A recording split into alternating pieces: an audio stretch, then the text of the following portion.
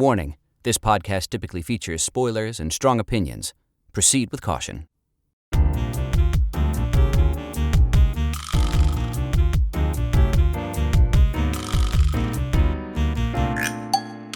Hello, and welcome to another episode of Two Grooms, One Plot, the podcast where two lifelong storytellers who are married talk about stories. I'm Pavi Prachko, audiobook narrator, author, performer, etc. And I'm Colin Funk. I am a childhood development expert and teaching artist. And today we're going to be talking about Beetlejuice Beetlejuice. Just the two. Yeah. Don't say it a third time. Guess we're stuck now for the rest of the episode. I can't say it anymore. No, there's you can say things in between. Okay. I think that's the whole thing. I don't know. I don't know either. The rules seem loosey-goosey. Yeah. But before we do that, let's go with our moment of the week. Great. Do you want to go first? Sure. Great. So I'm going to go a little unorthodox today, and I'm going to talk about a song that I haven't... Chappell Roan's Pink Pony Club. Classic. I know, really. I haven't really listened to it much until very recently, and the song is awesome. It slaps. But I think it's a really beautiful example of storytelling in music, and how pop music can do that too, in a way that folk music does. Sure. Yeah. So I think specifically about when the beat drops, which is such a cliche thing, but it's how the story opens up with this, it's melancholy.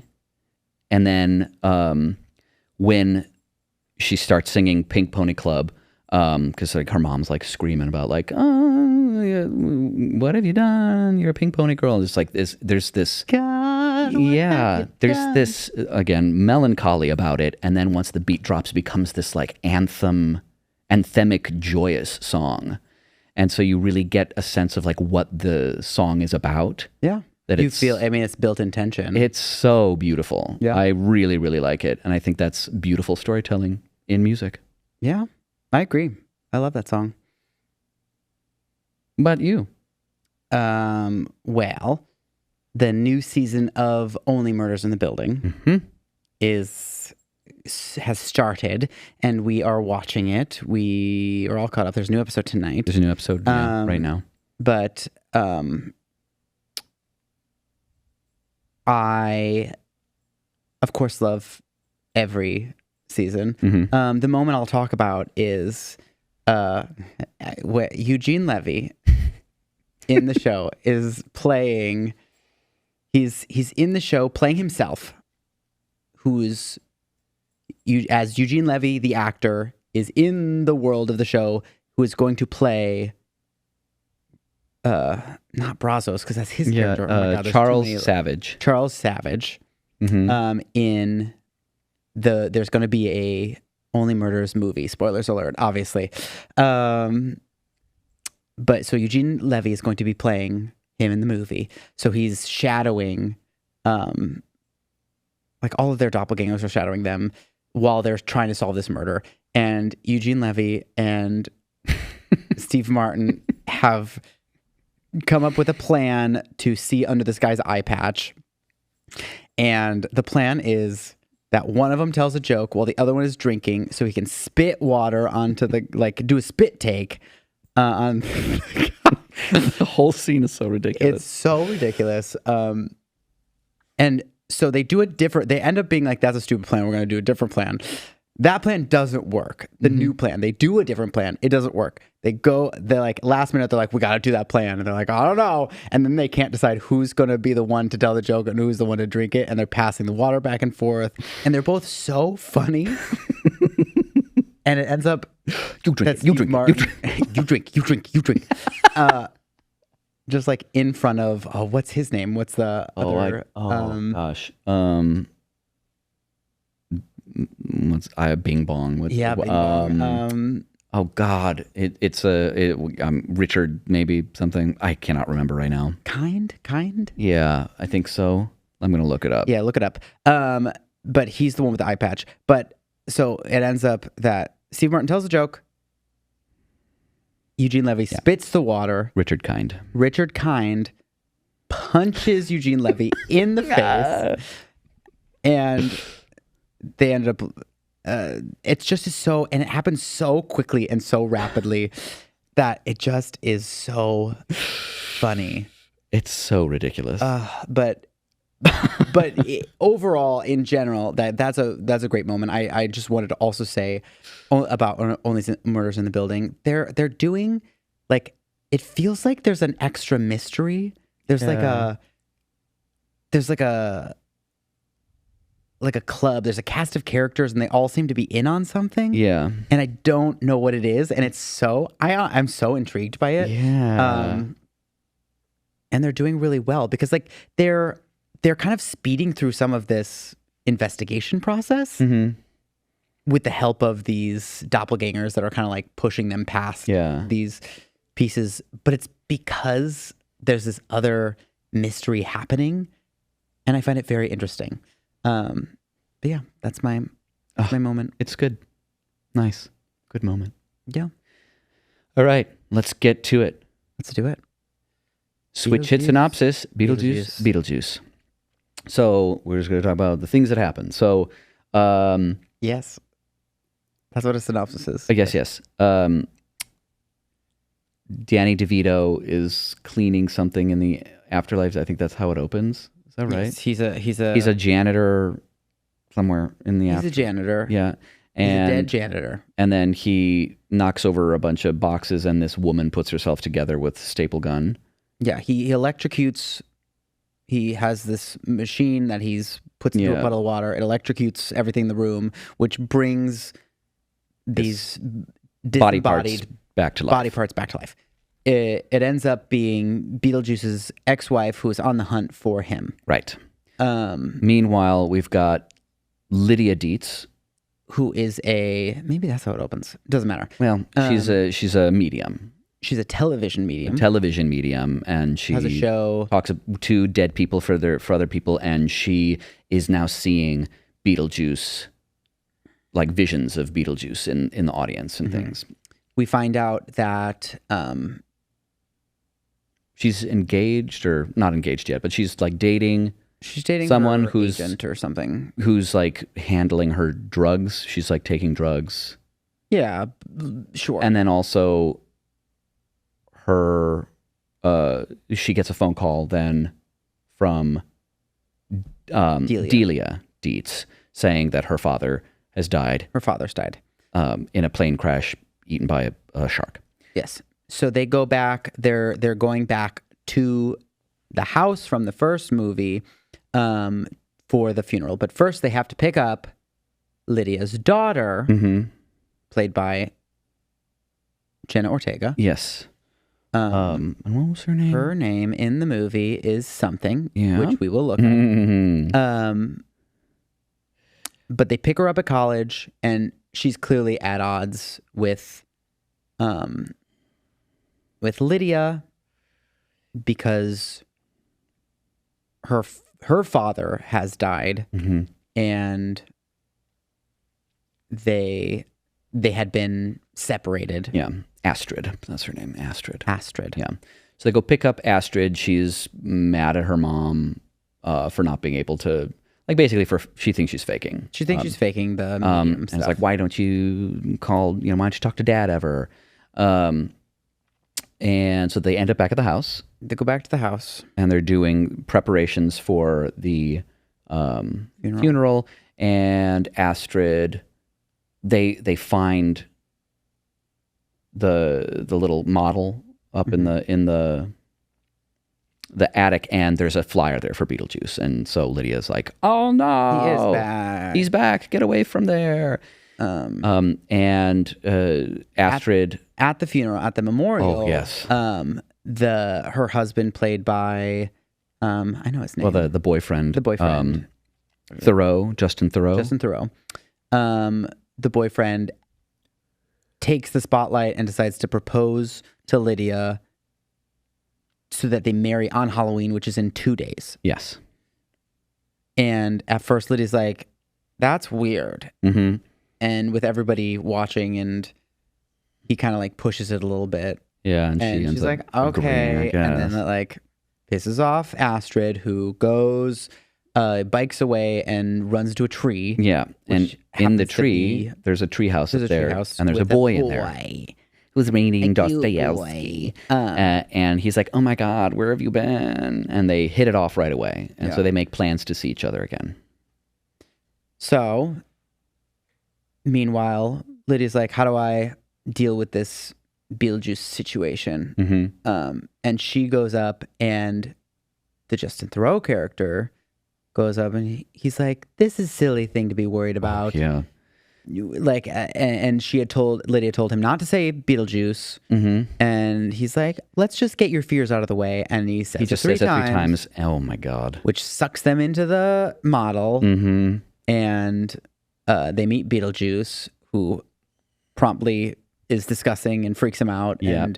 And Lydia goes, like, gets them out. Mm-hmm. And the boyfriend thinks that it was a dream. Right. Okay. So now we've got, basically that sets everything up. So we've got like that little bit. So Beetlejuice has come back. Yeah. Beetlejuice has come back. And then they like try to close lock everything up. And Halloween's coming around then. And Astrid has made this plan with the boy. And so she goes on this date at the boy's house. And we see that he's got the book, the manual for the afterlife. Mm-hmm.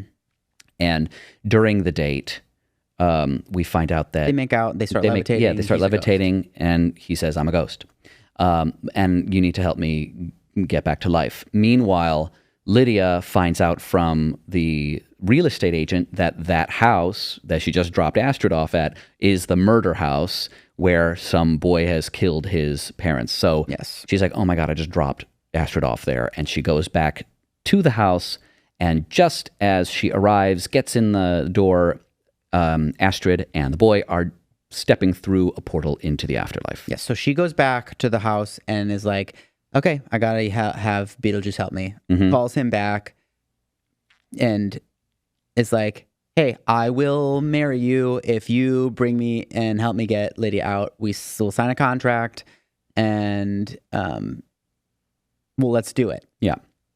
And Beetlejuice, yeah, I want to get my ex-wife off my back. And Right. so they're like, yes, great. They go back, they like draw a bomb on the wall, go through the wall. It's very silly. It's very silly. They go All through the like shrunken head his guys run yeah, up. it's like his little office, office is where very he like funny. works with all the shrunken head people. They all escape, and meanwhile there's like this police officer Yeah. actor guy who's like investigating all of it. So he's chasing the wife and now these two, now Beetlejuice and Lydia, who've now infiltrated the underworld. So there's because she's all a this living chasing. person in the underworld. Meanwhile, Astrid has been tricked into essentially trading her souls for The boy. the boy. And So there's a brief chase that takes place, and then they go to the Soul Train. go to Soul Train. And at the ticket booth is Astrid's dad. Right. Works for the passport stamper. Mm-hmm. And so he's able to help Lydia get Astrid Right. out of there, Mhm. out of the Soul Train, while Beetlejuice stops Stops the the boy boy from like fully getting stamped. So he and like kicking him just like into a fiery hell pit. or something. Yeah.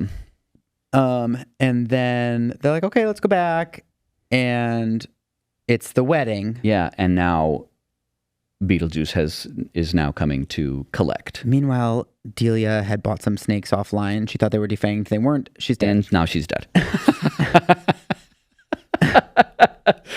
Yeah, she was going to do some ritual. And so she gets bit, she dies, and now she's like going back and forth, and Beetlejuice finds her and like uses her to like get back to the church. So now they're all collected at the church. And Beetlejuice is essentially stopping the wedding. The other wedding Lydia, for his own wedding. And then all shit breaks loose. The girlfriend shows, or the ex-wife shows up.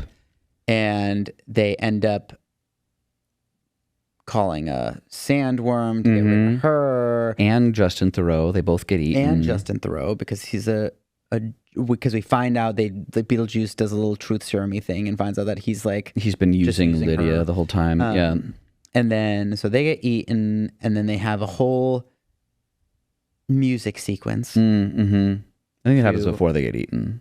But I don't know. Anyway. There's MacArthur Park. Yeah. They do a whole music sequence, little lip sync sequence.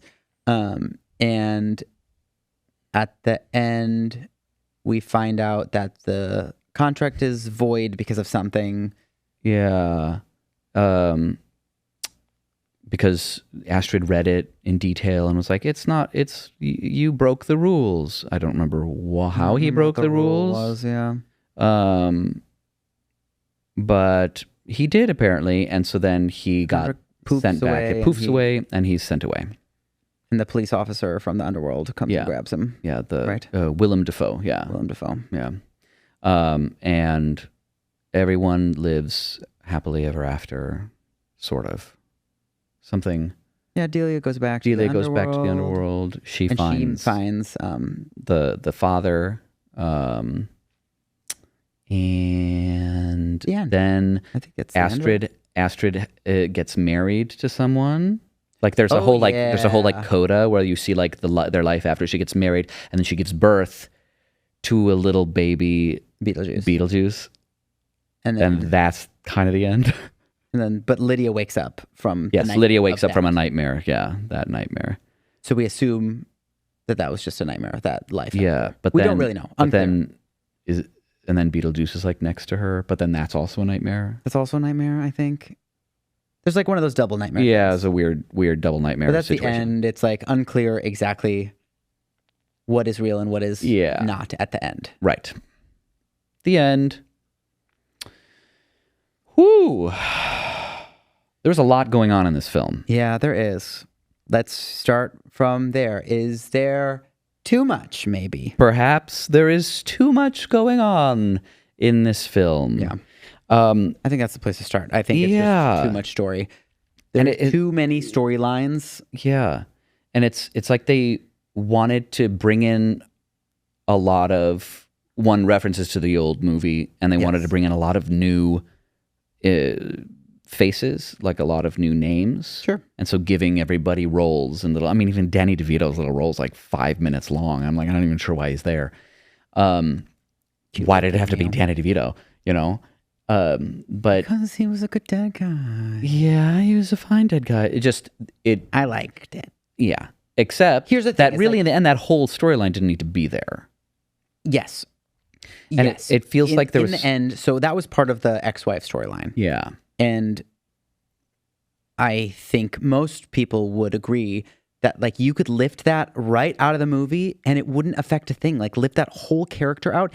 Anything that she touched doesn't matter. Yeah, you lifted any of it out. Completely inconsequential. It wouldn't change the story one bit. Because you'd think like maybe there's one thing where Beetlejuice is motivated in order to like get the ex-wife off his back.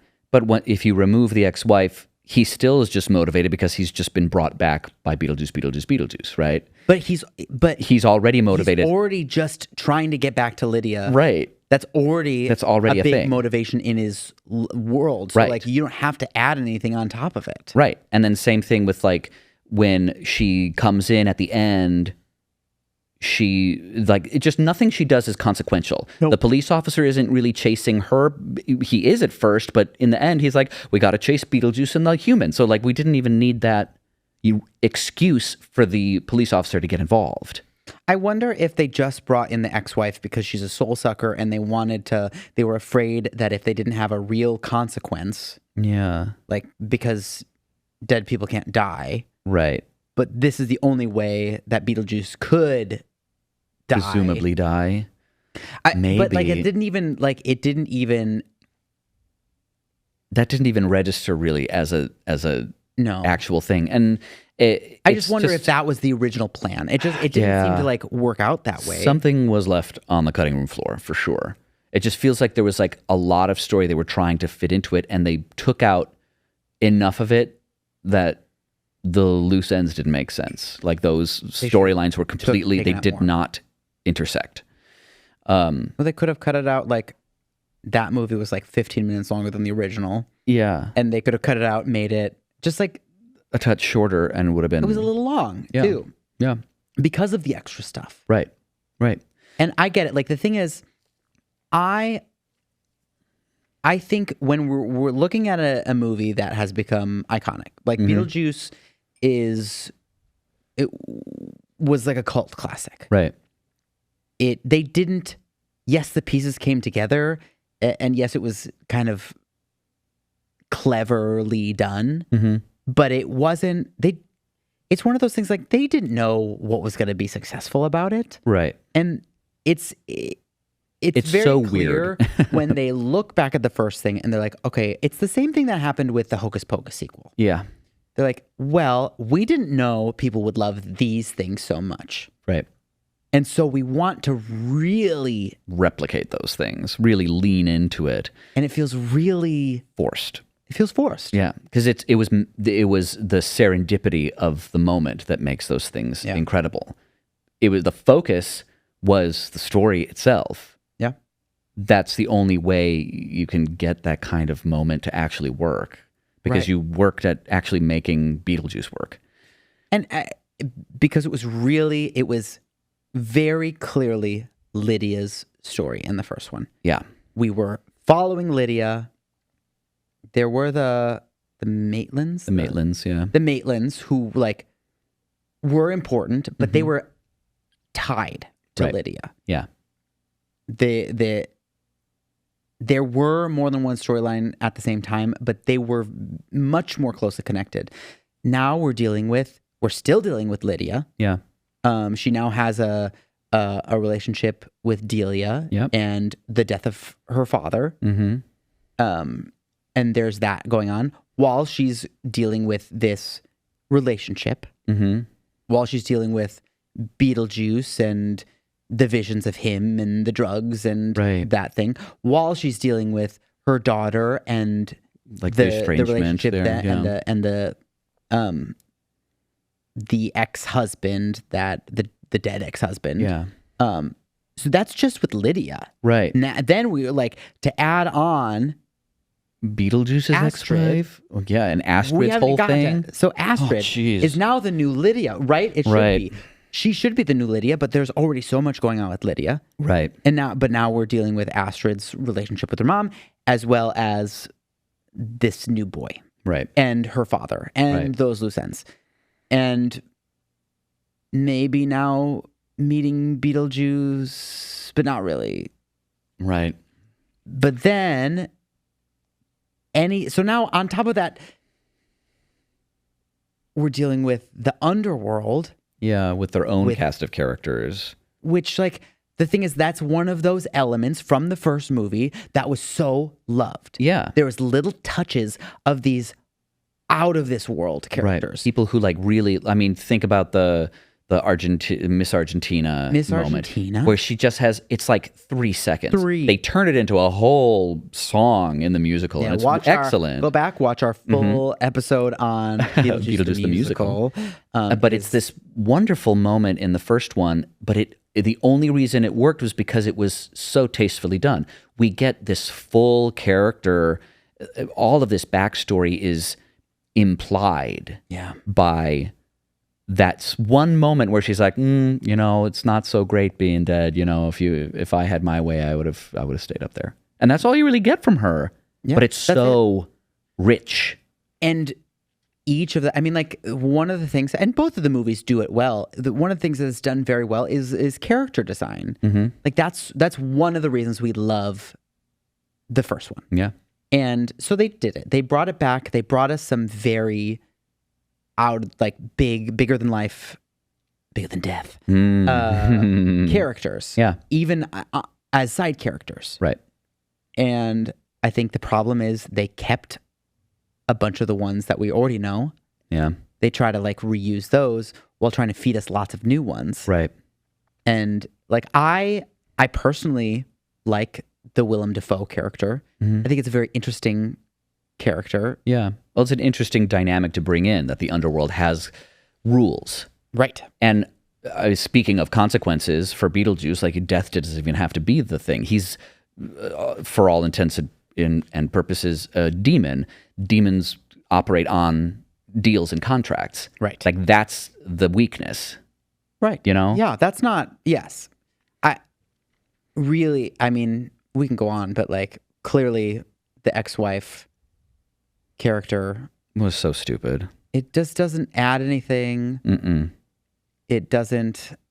It's not a character that I even like very much. Right. It's not it feels out of the world. Yeah, it does. It feels like a cartoon version of something that they were doing. It's like Men in Black 2 after Men in Black.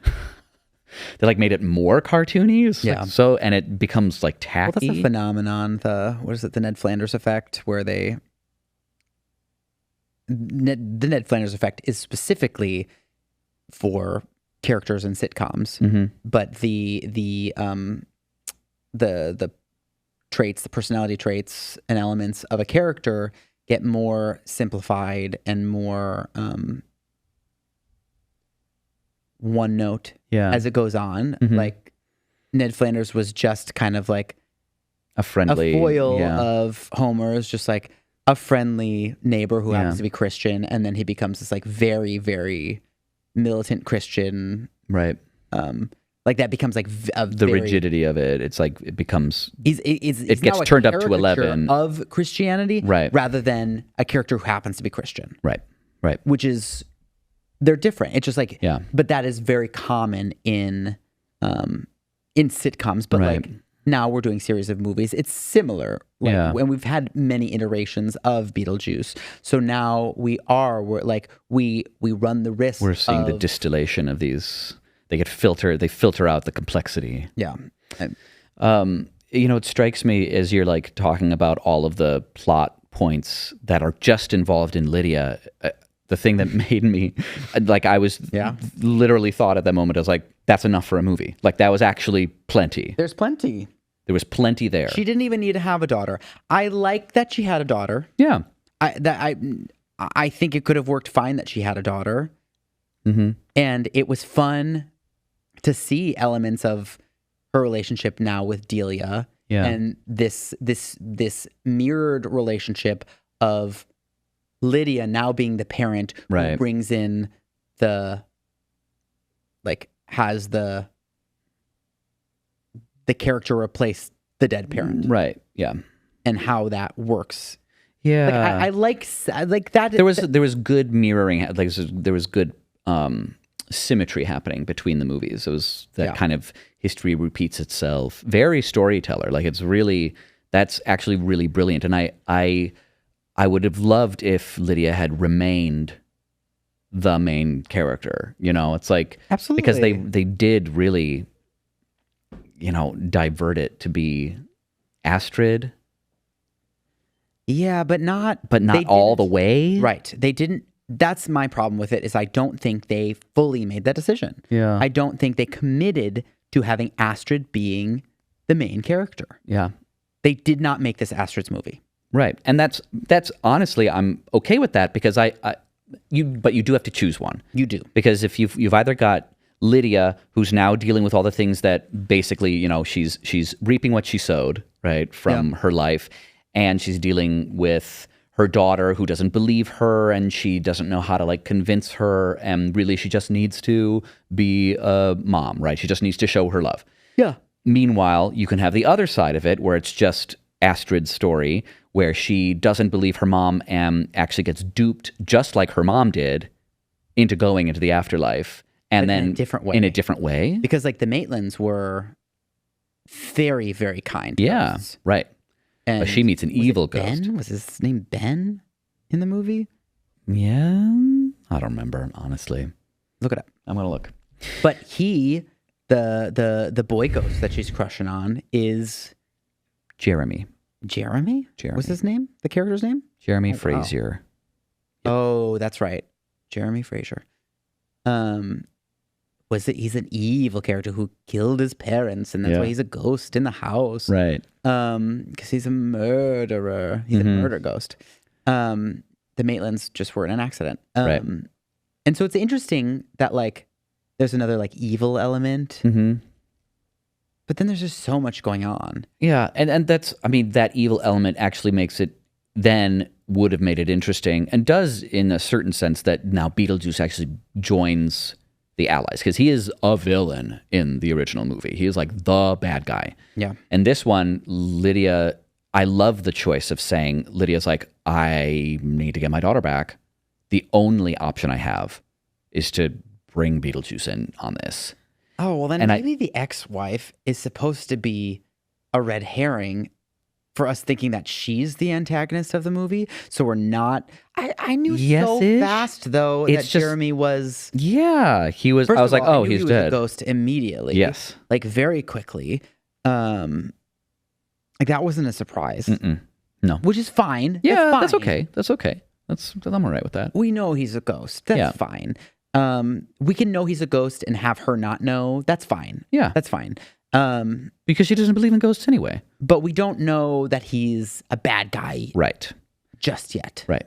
We don't know for sure. It's pretty obvious to me when I we like think meet the parents and sure. we don't actually get to see their faces. And I was like, oh, so they're like dead. They've got like knives in their faces and stuff. And turns out it's more weird than that. Well, because which is Very cool character design. very you know? Beetlejuice. Yeah, very Beetlejuice. There's like a, I don't even know what that thing is. Egg beater. And- yeah. Isn't it just like a, yeah. there's a whisker, like a, Yeah. it's like a hand blender. In her face. And then he's got, I don't remember It's what. like a buzz saw. Mm-hmm. Like a circular Yeah, saw. circular saw just in his head. I was like, wow, okay. But it's honestly, no matter which way you cut it, if you want Lydia to be the main character or if you want Astrid to be the main character, both of those storylines can coexist, and they do, and they should. And it's a question of the emphasis, Yeah. and it really dilutes it when you start getting all of these other branches coming in. Yeah. Um, Because we could just get little tastes. yeah. The first movie was very good at like that little taste. Mm-hmm. We're like, oh, I want more of that. More, But yeah. that's because there wasn't that much. Right, right.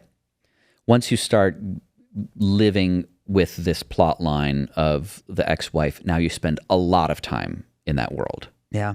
We get to see a little bit of like the everyday of Beetlejuice. And that was one of the things that was most interesting, as you say, about the first one, where we don't actually get to see what is Beetlejuice's day-to-day. We don't know. He's just like hanging out in that model or something. We don't know. And now we get to see he's like working in some office with the shrunken head people, and they're cute. The shrunken head people are cute. But it just gives us a little too much context for something that remained a mystery, and that's what gave it its magic. Yeah. The mystery gave it magic, and there isn't any mystery other than, No. the rules of how stuff works. For example, she says Beetlejuice, Beetlejuice, Beetlejuice, and Beetlejuice appears. And then to get back, she just says home, home, home. Yeah. That's What the hell was that? That's the same as the first movie. Is it? Absolutely. Oh, I That's don't the remember that. same thing happens in the first movie. She says Beetlejuice, Beetlejuice, Beetlejuice, goes into the model. Yeah. Says home, home, home, gets home. He's now alive in the model, Tiny. Yeah. He doesn't appear again until she does it again. Okay. That's the same thing as the first movie. I don't remember the home, home, home bit. Yep. Home, home, home was okay. the same thing. First All right. movie. So I guess they are consistent with those rules at least. Yes, that one's the same. Okay. That happened for sure. Okay. Fine. I remember thinking that in the first movie, being like, oh, that's easy. Yeah, that's the same as the first movie.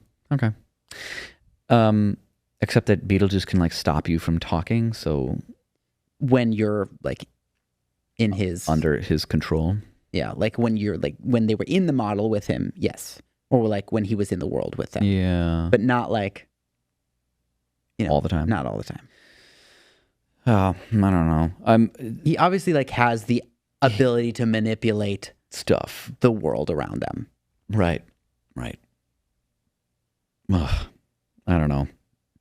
Like how the dead now come back into the world because now there's like a hole and they're like chasing dead people. And then it brings up the question, like, why don't we see that more? Why wasn't that happening earlier? I'm a little confused about that. Like in the first one, why wasn't there police officers chasing Beetlejuice then? If he was like, I don't know. It's like, That's fine with me though. Like because like they weren't chasing him in this one. yeah, They were chasing the ex-wife. The ex-wife who And was Lydia. a criminal. And Lydia who got in. Right. But demons are allowed to go out. If they have If a they're deal, called. right? Right, if they're called. Yeah. It's fine. It's all, we can ignore. That's the thing is like, the first movie, there's a lot of weird rules. Yeah. There's a lot of weird things that we're just like, it doesn't matter. Well, and It's not that important. that's part of I think the pitfall of over-explaining stuff. Yes. It's like Harry Potter works so well in its magic because it's like, there's so many questions. There isn't a consistency, but it's kind of not important because you don't actually get all the answers. Right. We don't know why the magic works. We don't know why the magic in Beetlejuice works. It doesn't matter. Yeah. It doesn't actually matter. We just needed that moment. And there are some, we get a sense that there are rules, even if we don't know what they are. Yeah. And in this one, it feels less so. We get a little too much explained to us, so it feels like the rules are a little bit malleable. Even with the ex-wife, we get a little bit of Beetlejuice's backstory of when he was alive. Yeah, so weird. And I'm like, I don't know if I need that or want it. Don't think I want that. I want that to remain a mystery, and now it's all weird. I want him to just be a demon that you're like, I don't know where he came from or why. Right. It's just horrible and awful. Yeah. Yeah, I agree. I didn't need this weird. I didn't like any of it. No. Any of that storyline. No. Honestly, just take it out. Generally, I didn't particularly like the film. Yeah. But I was going to ask. So, yeah, let's look at it generally. yeah, generally, I really hated it. Wow. Yeah. There were things that, like, I did like it's just part of it. It's like the thing we talk about a lot, where when things get closer, you can see, like, but that's the good idea, and they really just miss it. Sure. That makes it so much worse for me. And there are things that I like about, like, Delia and the relationship with Lydia. I like the parallel between Astrid and Lydia. I like the parallels between the movies that we get, but it's just so packed that all of that pales. Yeah, and I think for you, you tend to, like, things like that ruin things for you a little bit easier than they do for me. Yes. So I didn't have that same reaction.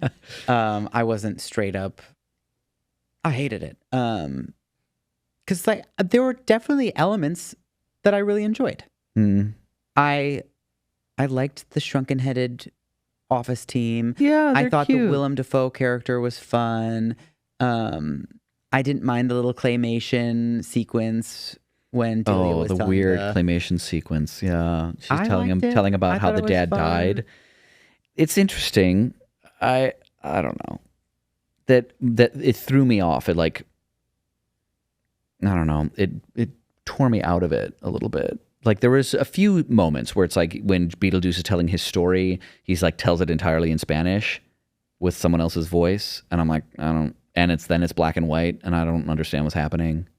And then there's the claymation thing where you're seeing that story, and it's like maybe if there were more moments like that it would have made more sense. If we see lots of reflecting back and lots of different styles, but we just get those two. Like, I think the original movie does things like that. Yeah, maybe. Like, I don't think it's that weird in this world for things like that to happen. Yeah.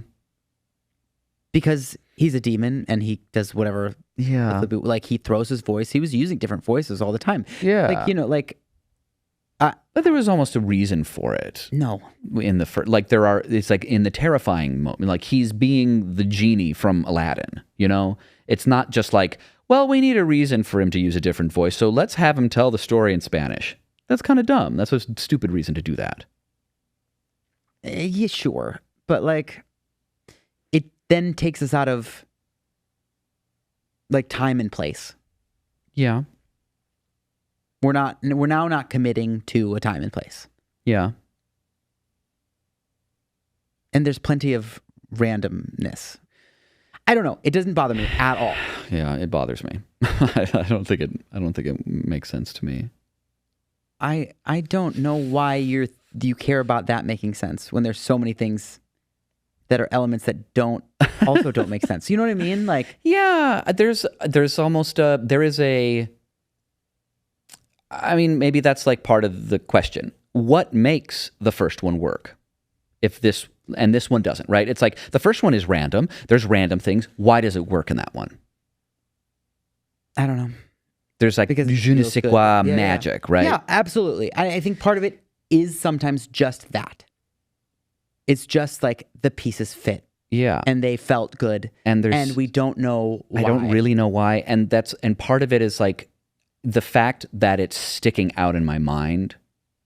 Maybe that would have worked under different circumstances if there were other parts. Like that's why I say maybe if there were more of it, maybe if there was less of it, maybe if it was felt a little different. But that didn't stick out to me at all. I guess is what I'm God, it saying. really it's did not to me. at all out of the world at all. That's to so me. weird. Because it's not that like it is not as weird as other things that happen. I don't know. I thought it was weird. Well, clearly you did, but I'm saying that's like subjective. Yeah. I don't think it's as. Well, what other moments are there like that in the first one? Do we remember? I don't know. We- Not that we're- we're in we- fully we- different languages, no. And But that felt like. I mean, I remember thinking like. The sandworms were like that because the sandworms were claymation in the first movie. yeah, but when they were there, you still saw people. Like people were mixed in with them. Yeah. So I didn't mind that. Rather than this like full departure, we're watching like an old timey movie now suddenly, or we're watching like it would have been different if he had been telling a story and they were actually there watching, you know? But instead we're like, we are shown, the audience of the movie is shown this other thing as opposed to the people in the world of the film are shown Yeah. a thing. I understand. The thing is, like, the story itself, I don't like. Yeah. The fact that it was told in Spanish, I don't care. I mean, That didn't bother me. Like, they could have had a whole other sequence fully in Spanish and I wouldn't have cared. yeah, maybe it is because of what it was. I guess that might be my point. Yeah. Is that like, It's that storyline that's the problem, yeah, not the Spanish bit. right. Yeah. Like if it was in a part that like, and I think it feels maybe extra random to you because that story is already very random. Yeah. And it like, And the like, claymation just bit with the father being eaten by a shark doesn't bother me as much because it actually makes sense. Like there's a reason, like that's it's, an inciting incident moment. We're actually watching the inciting incident happen. we also didn't want to show a guy getting eaten by a shark. Right. So we do it with claymation Yeah.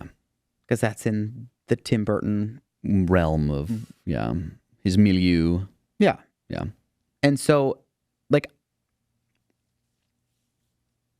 I think the sequence, the wedding sequence, not the wedding.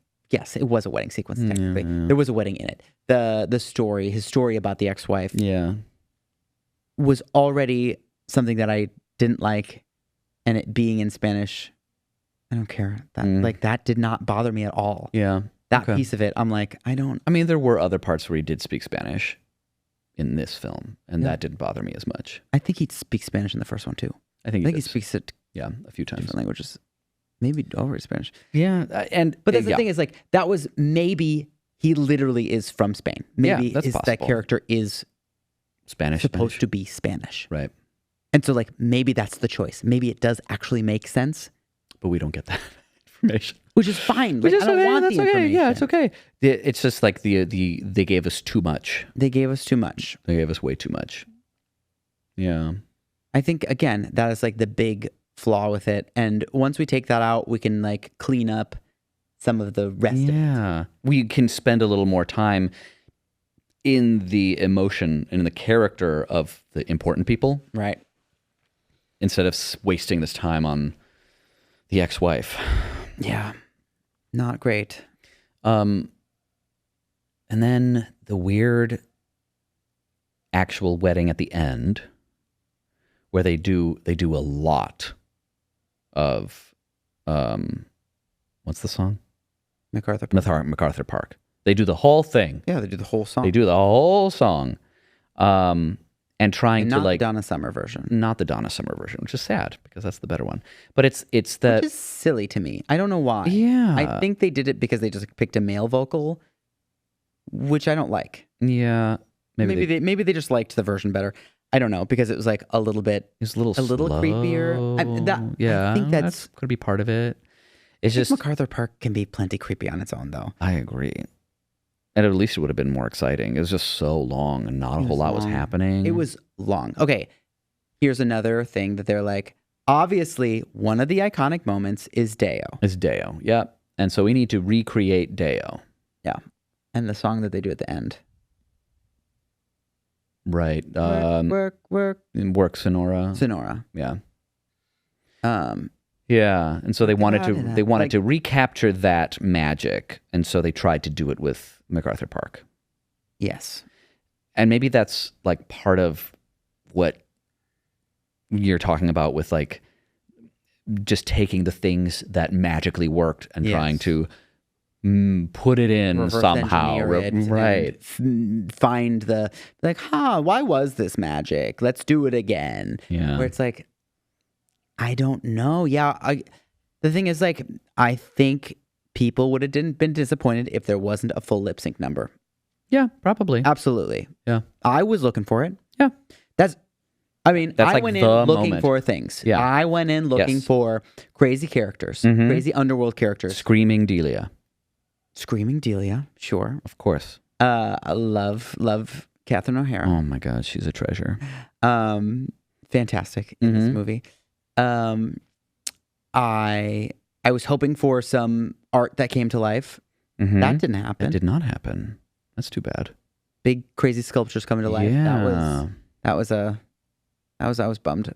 Especially because there was a lot of art in it. There actually was a lot. Like, Delia had her own like exhibit and everything. Like I expected something. Right. And then, but I did want a lip sync number. Yeah. For sure. Was this, there were elements of MacArthur Park. First of all, love that song. Yes. Not a bad song choice. Yeah. I think it could have worked. It was long. Parts of it worked for me, but as a whole, it absolutely does not hit the same. No. They just can't recreate it.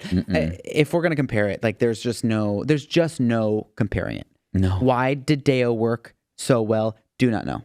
I don't know. There's the surprise. The surprise element. That everyone is surprised and everyone's like doing it and being like freaked out about it the whole time, and then loved it. It's funny. So wild. It's so weird. And then the shrimp hands. Oh, it's so good. Oh, it's so good. And it's you know, Beetlejuice isn't it's the Maitlands. First of all, the Maitlands are doing it. Yeah. Because they're trying to scare everyone out. Right. Oh my God. It's so funny. And they're not part of the big song and dance. Right. I also, of course, love the iconic face stretching that they do in the first one. And they tried to bring a little bit of little tiny moment. Like it felt so forced. Last minute and so with forced. Like the people getting sucked into their phones at the ceremony, which was also weird because then at the end they didn't like come back, and I was like, are they gone? Are they in their phones now forever? Oh my God. Who knows? That's unimportant. I don't mind those. I don't mind those things. In these kinds of stories. That's the thing. It's like, we didn't need the social media. That's the thing is like, again, now we have like the world's eyes on everyone. Yeah. Like Lydia has a TV show. Yeah. And there's a whole social media element at the end in the wedding. Like, it just wasn't like that character. Like, first of all, Lydia still could have been a medium. Mm-hmm. She still could have had a following. Yeah. He didn't have to be like the boyfriend didn't have to be like looking for fame necessarily. Yeah. He could still have been using her and emotionally manipulating her for lots of reasons. Right. It's just like, there's just like lots of elements. I don't know. I just hate, it sucks to incorporate so much technology. Yeah. I mean, that's like one of the things we talk about where it's like, as we start getting deeper into the future, like thrillers and horror movies become much less plausible when you just have like a phone that can use satellite to call things. So you have to like keep placing, you have to set stuff in the past before phones were so magical. Or you do a bodies where they're just like, there's just no reception. You can't use your phone. Can't use your phone. Oh no. Facebook. Yeah. I loved Bodies. It's very, very good. Highly recommended. Go watch it. But yeah, it's too much. It adds an element to the story that we, again, don't need, and it just gets in the way. No, yeah. It just messied it. Yeah. I feel like there was like, it was trying to do like become they were trying to fit in enough story for like a TV series. Yeah. And I think that happens a lot now. They're like, people are thinking real big in their movies, and it just could have been a TV show. Sure. But they can't get a TV show, you know? Yeah. Well, okay. We've talked a lot about things we don't like. Yes. Let's talk a little bit about things that we did like. Yeah. Because I don't think it was a total flop. Mm-hmm. I think it's similar to what we're talking about with Lord of the Rings musical. Yeah. People who like the world are going to have fun. Yeah. And I hated it, but I had fun. I didn't not have fun, you know. I love the little heads. I liked it. I had more fun. I did not have that much fun at Lord of the Rings musical. Yeah. I did have fun in this movie. Yeah. I definitely enjoyed it. Mm-hmm. Like as a fully made story, it did not. It doesn't hit. It's like Legally Blonde 2, right? It's just like, it doesn't really do the thing. Legally Blonde 2 is at least cute.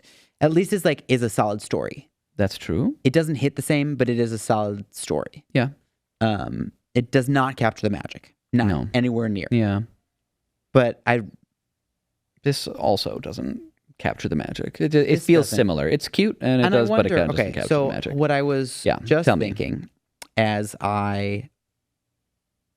we were talking about social media too, something that came to mind is this to appeal to the generations now after us? A younger crowd for sure. Because we are now not the fresh, young, 20-something generation. Yeah, that's true. And like again, all of the previews Gen Z were... and Gen Alpha, they're the target. Are they looking for social media in their movies? Yeah, probably. Are they looking for, how are they using phones? But what about the phones? But what about blah, blah, blah? Like, yeah. Like, is that an element that they are going to resonate with? Probably. I wonder if they see something that doesn't have phones and it freaks them out, where they're like, where are the phones? I wonder. Seriously.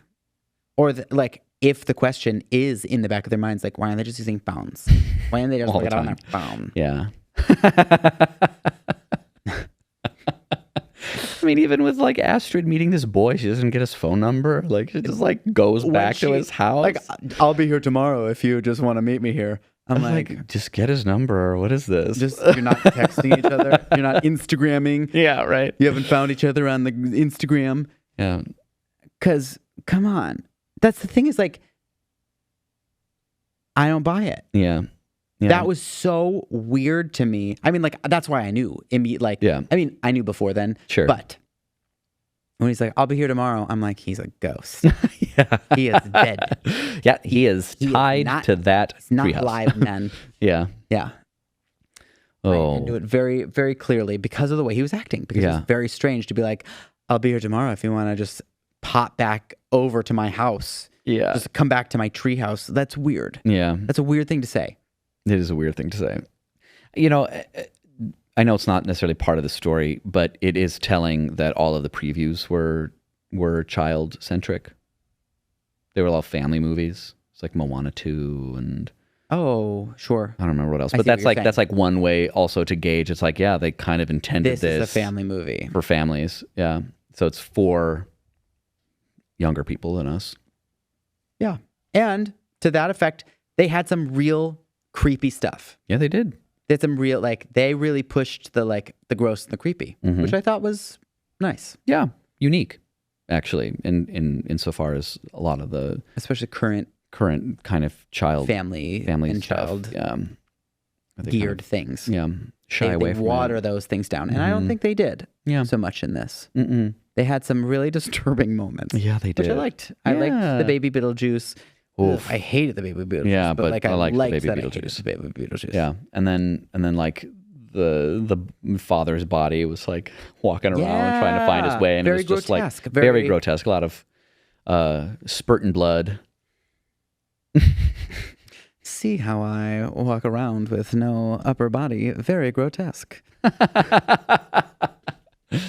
Very grotesque. Not demure. Not demure. I'm not like you other girls. Like, I have no head. My God. I will never get tired of that. I'm sure I will. So dumb. I'm sure I will. Someday. But I love It's so them weird. so much. Oh man. Very mindful. So what else worked? I liked Delia. I think the liked performances the performances were great. I pretty thought good. mhm. I don't think anybody did a bad job Yeah. in performances. I thought Michael Keaton was great. I thought Willem Dafoe Dafoe was excellent. I thought Winona Ryder. They all did great. They all did great. Yeah. Winona Ryder. Excellent. I love Winona Ryder. Yeah. I think she's still so good. I think Catherine O'Hara. Them together. God. Brilliant. Mhm. That they actually got a little bit more Yeah. together than I expected. Yeah. I loved that. Mhm. I thought that relationship worked for me. Yeah. Give me more of that. Astrid comes out. Oh, she doesn't mean it. It's just karma. It's just karma for how you Astrid treated says me. something mean. Oh, she doesn't mean it. It's just karma She for how doesn't you mean it. treated me. Yeah, that's so funny. Oh, it's I good. love it. There's like an element of like support, but also like I have no sympathy. Yeah, yeah. It's like that's what happens. But they like really built this beautiful relationship between them in very little time. It was great. It's great. I liked it. Yeah. Excellent. Very well established. I like that they remained friends. Yes. Yeah, they weren't antagonistic to each other like they were in the first one. But by the end of the movie, it makes sense. By the end of the movie, they created a unit. Yeah. They all lived. They all cohabitated in that house all together. The Maitlands and the family. Yeah. They all Right. they made it work. Yeah. And it's nice that they did it. It's really great the way their relationship has built where they're like, they don't mesh as people. They're not like, Yeah. but they're family. Right. That's exactly how you are with family. We're like, you're like, I'm She's not, like, I am not like an artist, you know? their personalities don't mesh. Right.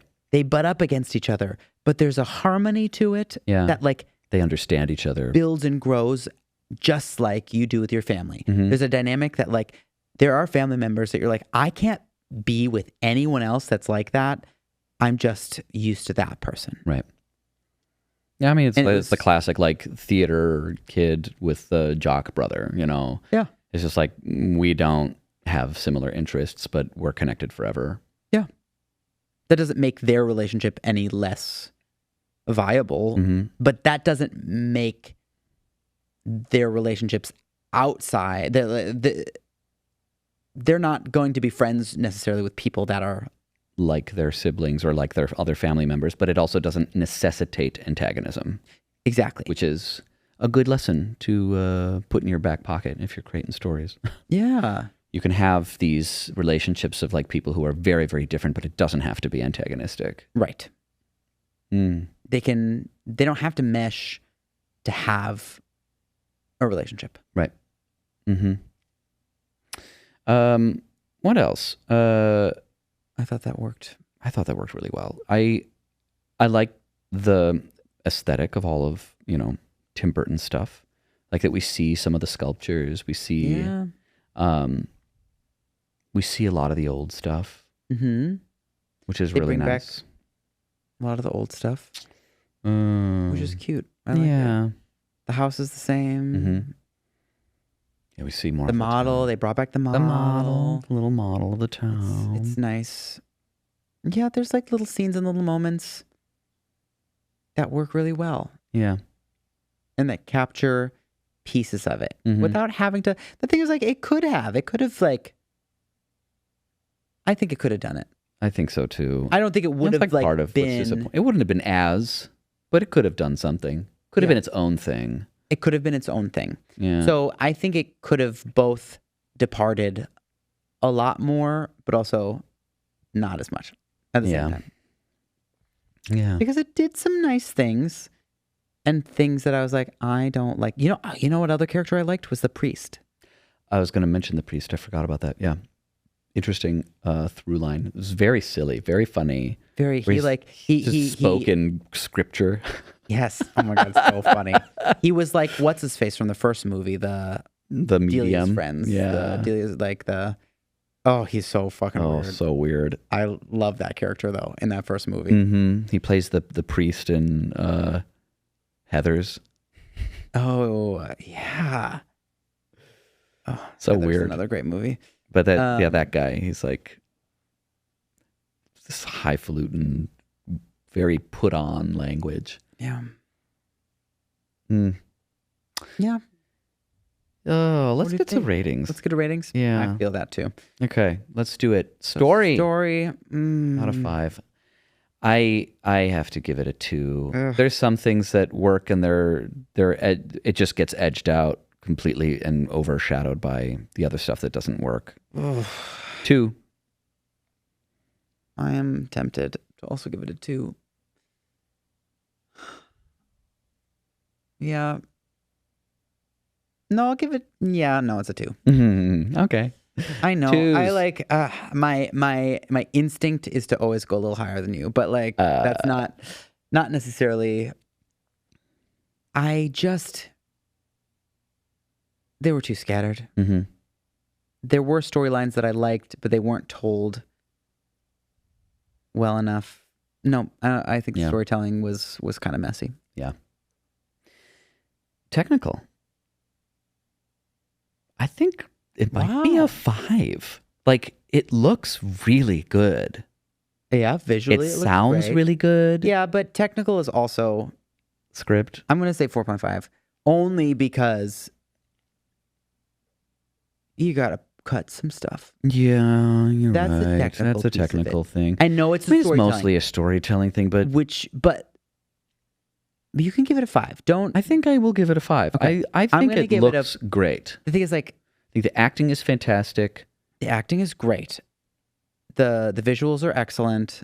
It's puppetry. It's claymation. It's well done. The costumes are so good. Costumes are excellent. The character design is. I mean, they did it. They did it again. Yeah, it was nice. Except for the ex-wife. The ex-wife is stupid. I wouldn't be surprised if it got the Oscar for the technical design. Makeup. It should absolutely get makeup. 100%. It should get costumes. Like, it's really it could get makeup wild. and costumes for sure. Yeah, it's really cool stuff. Even the things that the normal things that they're wearing. I don't know. Makeup is excellent. Yeah, that movie is wild. It's really good. I wonder who did the makeup. Yeah. Not Wouldn't it be crazy if it was like Tim Burton just like did all of it? No, it's not. It's not Tim Burton. Like molding things. Okay. Yeah, I give it a 5. At least it wasn't on his 4.5 for you. Yeah, I'll give it a 4.5. Rewatch value. I could give it a 4. Yeah, I'd watch it again. I was gonna say 4 as well. I know I hated it, but I would watch it. I was not like offended by it. Just like I'll give it a 4 for sure. I think it's an easy watch. That's the thing. It is an easy watch. I love Catherine O'Hara, especially like throw it in as a marathon. I'd watch them both for sure. There's enough moments that like really work. There are things I want to watch it again. Yeah, for some things. Me too. I want to see it again. Yeah, that's crazy. It's weird. It's so weird that I'm so mad about it, and I'm like, ugh, I hated that. But I'm like, let's go watch it again. I want to see it again. Yeah, I'm not going to run out and do it right the second, but I would absolutely watch it again for sure. Yeah. Weird. It's weird. That's a weird one. That's why we have this category, though. That is why we have this category because it's valuable. It's not like if that's why we distill out story. Mm-hmm.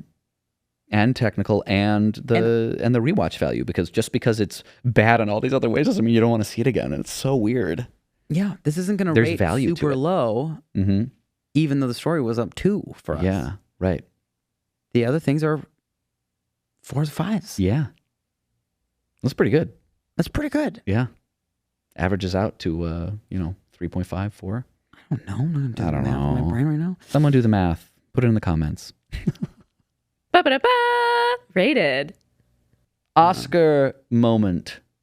I might give it to, this is so stupid, but I think one of my favorite moments in the movie was after Lydia and Beetlejuice go back into the underworld and they leave the big gaping hole. Mm-hmm. I was gonna say the that. boyfriend goes up to check on them. Yeah. But since they left a gaping hole in Beetlejuice's office with all the shrunken head guys, they all come pouring out into the real world and chase them down the stairs, scare him, and then scare all of the trick-or-treaters at the door. And they're just running around. Like, because they are so harmless. They're so doofy. It's so funny. And they're just... But it They're would like be riding bikes. terrifying. It would just be like horrible. To imagine just like Shrunken head guys. like 7 of them running down out of nowhere, and then somebody running out of the house screaming, and then all these kids running away screaming. I think that moment is so funny. It's That's so good. stupid. It's Yeah, so it's so dumb. stupid. And that's it. That's the last time we see them. They Yeah. just run out into the world, and we have no idea what happens. Yeah. And I love it. Oh, I'm a fan. I was gonna say them also. I think at the end when it's just like, maybe it's not at the end. I don't remember exactly when they do this, but like it's the same shrunken head person, but they all have different names. Yeah. They're all named different, but it's like the same guy. I think it's so funny. I love it. Bob, I guess. Bob. Shorthand. Bob is my Oscar moment. Yeah. Unearned moment. Unearned moment. Speaking of Bob gets soul Bob sucked. gets soul sucked. Absolutely not. Unnecessary. No. Why did they kill Bob? I'm so mad about it. And he's dead forever. That's the whole thing. We loved Bob. We loved Bob. Bob was a mensch.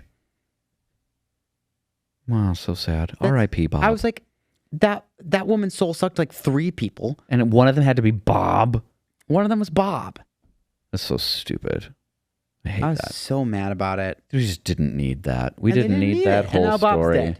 Let's retcon that. It didn't happen. We just have Bob is still alive. I say. Gonna do a 2 Grooms 1 plot edit. We just like remove all those parts of the film. Seriously.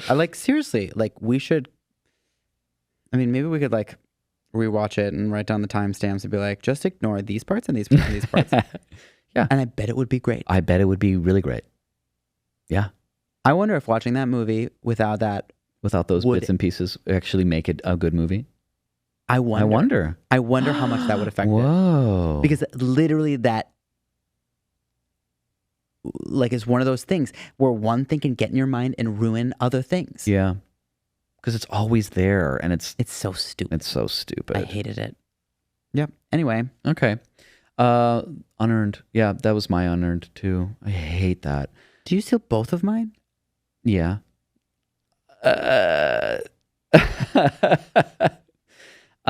Okay, I'll do a different one. Jesus. I thought unearned the Deo at the funeral. Oh. I thought that was so stupid. It didn't make any sense. What? Why would they do that? Because that happened in their life. Yeah, I hate that. I think it's so stupid to do like a funeral version of Deo. It was a terrifying moment that they were being haunted, granted by people that ended up being their friends, but... No, they loved it. They loved it. They were like, we're going to sell tickets to this. Okay. Remember? But then it became like a loved whole it. thing when then Beetlejuice comes and like terrifies them. Like it all gets but then they become wrapped up. friends with the Maitlands and they do the little dances all together. Okay. That's why they do Sonora at the end. Fine. That I'll doesn't do bother me. another one. You can do that. That can be yours. I'm just telling you I disagree. I don't like it. I think it's tacky. But I also didn't like that they just passed over the Maitlands not being there anymore.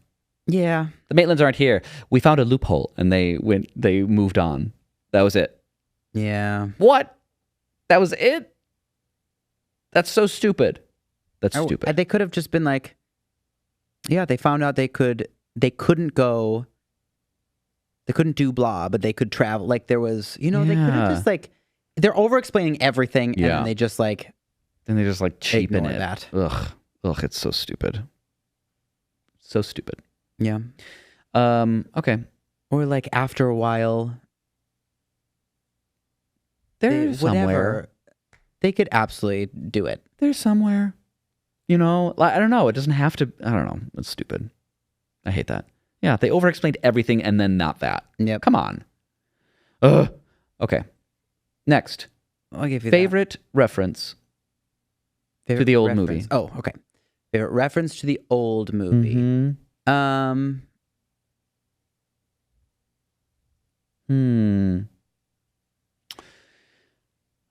I think in general the parallels that we see between the two are great, but I loved that they brought back the wedding garb at the end. She was in her red dress, and he was in his purple suit. Mm-hmm. I thought that was... It's so iconic, and it's like so heart-wrenching when she's like, oh my God, I actually have to do this again. Ugh, it's good. I like that. I mean, I don't mind. Maybe it's the Shrunken Heads. The Shrunken Heads. It's just so might good. Be the Shrunken Heads. I love them. Mm-hmm. The Shrunken Heads. I didn't mind that they expanded on them. Yeah, I agree.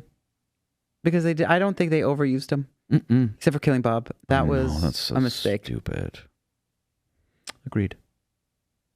Because we like to see like the clerical in the background, yes. right? In the first one, it's like the charm. It's that lady with the trach, and then his agent, and then also the not the trach or the what's it called?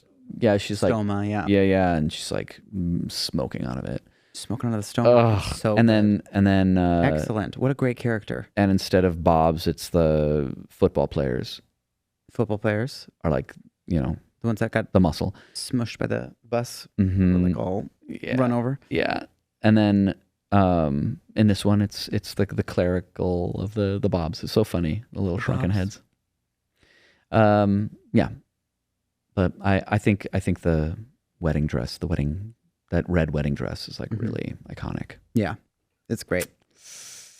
And so the weirdest through line. There's so many. There's so many weird through lines. Like, are we not counting counting the ex-wife because we've already shit on that enough. Yeah, okay. But I mean, there's a few I can think of. There's like the Soul Train is so weird. Soul Train. It's so weird because it's like this train of souls, but then also it's like it's the Soul Train. It's a Soul Train, like 1970s disco Soul Train. It's so, and I was like, really? That's so weird. That's so weird. And it's just like they just stumbled on a pun and then like ran with it. And then the priest thing was weird, despite being funny. The way that he talks. I liked it. I mean, same for I guess like the husband, the shark boyfriend. Attack. Oh yeah, the shark attack thing. Yeah, the whole shark attack storyline was weird, but I liked it. Weird. It's weird. But I think I have to give it. Mine is Soul Train. It's such a weird through line that we see it several times, and it's just like it is such a weird canonical thing now. That there's just like disco happening on the Soul Train. Yeah, maybe it's just like the path that the spell that Jeremy is trying to do to like switch their souls mm-hmm. and how like weird and convenient and fast they go through it. Yeah. It's just so short. It is so short. Like where it's like, first of all, convenient that her dad just happens to work in that department. And then like Deus Ex Machina, Beetlejuice comes in and Yeah. It's like a weird, like, Sends them away. the middle act of the movie is that, and it's resolved so quickly. yeah, it's so quick, which is disappointing because like for Astrid, that's the story. Yeah. That's how and then they're with her dad Right. and they have a little sweet moment, which is nice. I didn't mind it. Yeah. And I didn't mind it being kind of like quick and like not as fraught as like I might have thought it was. We just don't get the parallel occurrences of all of the important moments of the story. Right. Which is something that we look for. If you have these kind of like... It's like the Notebook problem. Right. The parallel protagonists, we're going to have a main protagonist, but we are seeing others navigate the story too. And we need them to kind of like coalesce at the same time. Right. And it doesn't happen. And so then it feels at that weird, moment, not a place. it's so rushed because there's so much that still needs to happen Yes. with the rest of the story. Right.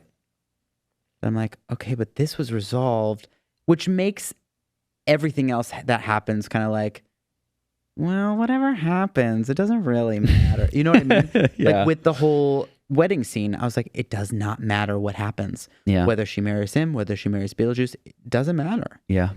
Because we resolved this relationship already. Right. Yeah.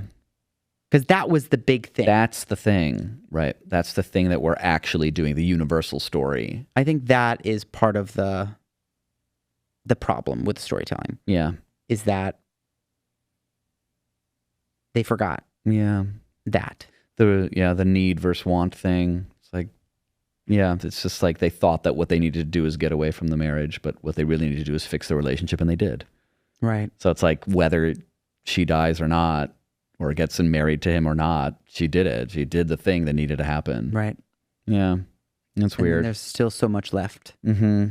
Oh. And that's why I think all the bits that happen after that for me feel a little flat. Yeah. But so yeah, I think that little storyline, this is a weird little... It's a weird blip. It's a weird thing. Which is disappointing because I liked that storyline. Yeah. I liked dealing with that was a great element from the first one, and I think it was a nice adaptation, is there being dead people. Yeah. Like freshly dead people that haven't passed. We have to see ghosts. Otherwise, this doesn't make sense. Right. Yeah. Is it that... Yes. There wasn't enough ghosts. I agree. I wish there was more ghosts. I mean, I guess technically all of those people in the underworld are ghosts. No, I mean ghosts. No, they're not ghosts because they're in the underworld where they belong. Yeah. Right. You're right. But then they come back. It's weird. Okay. Yeah, but they're not. Like Beetlejuice is a demon. Yeah. Beetlejuice is a demon. The rest of them are spirits that came to get... It doesn't matter. Okay. Don't think too hard. But I mean the people who haven't passed on yet. Right. Yes. That's what a ghost is. Got it. Yes. We needed more of those. Ghosts. Yeah. Did you do it? Is that it? Yeah. We did the superlatives. All right. Let's wrap this up. Okay. Thank you so much for joining us for this episode of Two Grooms, One Plot. Follow us on all of the social medias, etc., etc. I think I do this in the announcement anyway at the end. Thank you, and see you next time. I'm Pavi Prochko. Remember, if you run into a boy and he invites you to come over, get his number and make sure he's alive. Mm-hmm. And I'm Colin. Do we say our last names here? Yes. I'm Colin Funk. I don't remember. I don't know where I am. I'm Colin Funk. And remember, if you put Catherine O'Hara in a movie, I'll watch it as many times as you want me to. Mm-hmm. Bye. Goodbye. Thanks for listening to this episode of Two Grooms, One Plot, a Pavitas Productions project, hosted by Colin Funk and Pavi Prochko. This podcast was produced by Chicago Podcast Studio. Our opening cartoon was created by Gloriu, and our theme song was composed by me, Pavi Prochko. If you enjoyed this episode, please subscribe to our podcast on Apple Podcasts, Spotify, or your favorite listening platform. You can also follow us on Facebook, Instagram, YouTube, and TikTok at Two Grooms, One Plot for updates on new episodes and behind-the-scenes content. If you have any feedback, comments, concerns, or kudos, you can email us at twogroomsOneplot@gmail.com. Please rate and review us wherever you can. It would help us out a bunch. Thanks again for listening, and we'll catch you next time.